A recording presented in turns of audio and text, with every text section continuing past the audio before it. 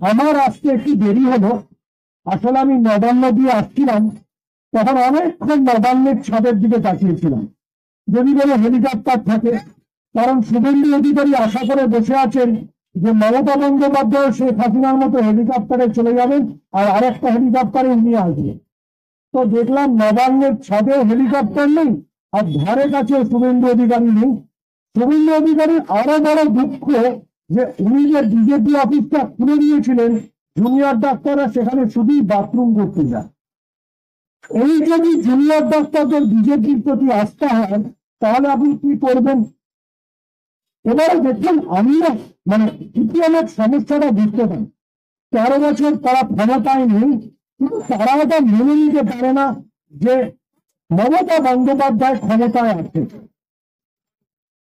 দেখুন, সিপিএমের অনেক সমস্যা, মানে আমি একটা ছোট সমস্যা দিয়ে শুরু করি। আমি ছোটবেলায় যখন কলেজে পড়তাম, ভেনেজুয়েলার বিপ্লব হলো CPM Presidency college, college street, যাদবপুরের পতাকা নাচ। জিজ্ঞেস করতাম যে কেন পতাকা নাচছি, বলতো যে ভেনেজুয়েলার বিপ্লব হয়েছে। ভেনেজুয়েলার বানানটা তিনবার জিজ্ঞেস করেছিলাম, বিশ্বাস করি এসএফআই রাজ্য সভাপতি সুদীপ সেনগুপ্ত বলতে পারিনি ভেনেজুয়েলার বানান। জিওগ্রাফ কোথায় যে ভেনেজুয়েলা সেটা বললে অনেক সহজ। এবার সিপিএম বলছে যে পশ্চিমবাংলার রসাতলে গেছে আর তৃণমূলের আমলে থ্রেড কালচার। দেখুন, আমাদের তো এতটা স্মৃতি হয়ে যায়নি।